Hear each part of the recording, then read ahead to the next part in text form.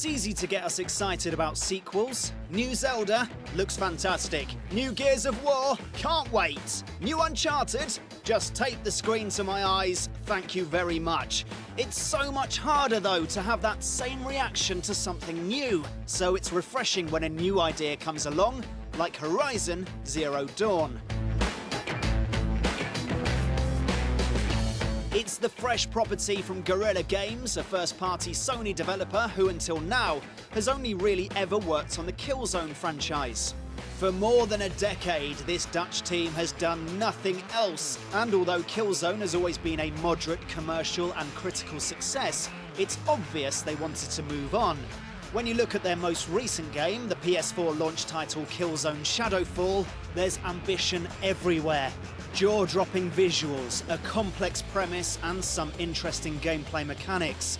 The failure of Shadowfall to combine these features into an experience that feels whole is something we're sad about, even to this day. Those same features are obvious from what we've seen of Horizon Zero Dawn so far.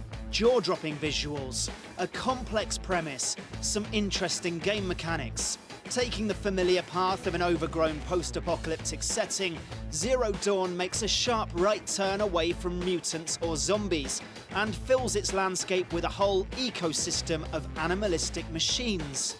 What could have been pushed as scary or just silly instead takes a leaf from Jurassic Park. These creatures are awesome.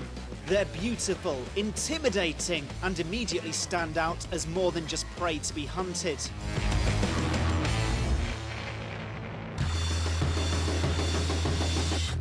But hunt them you will. Within all of this scope, Horizon Zero Dawn focuses on a young woman, Aloy, and her post-historic tribe, one of the first to live on these lands. She's armed with weapons and tools that seem primitive at first glance, but that later reveal themselves to be a little bit more. Her mechanical bow is capable of firing cable lines, which during combat can act as tethers between her prey and the ground, but could also perhaps find use in traversing the game's vast and open landscape. Stealth, speed and skill are the racing heart of Horizon, a fusion that would appear to combine the environmental awareness of Splinter Cell with the dynamic wildlife of Far Cry, or even Red Dead Redemption.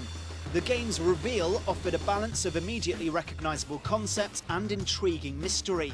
We're interested in the story, and we're already enthralled by a post-apocalypse that favours colour, beauty and life above all else.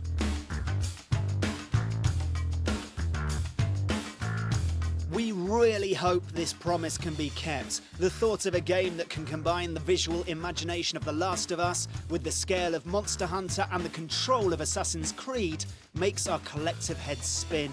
That all said, we can't help but feel a twinge of doubt when we think back to Killzone. Guerrilla Games have been a promising studio for many years, but we'd argue they've yet to ever actually deliver. Shadowfall was a technical showcase, but also an uneven combination of underdeveloped concepts. Horizon might be big, but is its world worthwhile? Horizon might be unique on the surface, but is it different enough underneath? New ideas are a risk to any developer or publisher, but they're also an opportunity to prove doubters wrong and turn some heads, and that last part has already been achieved.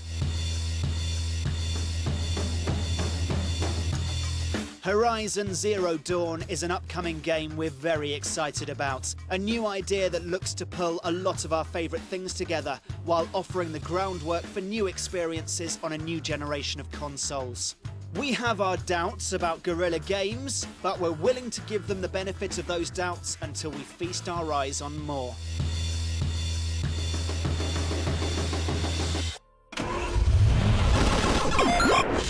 Yeah.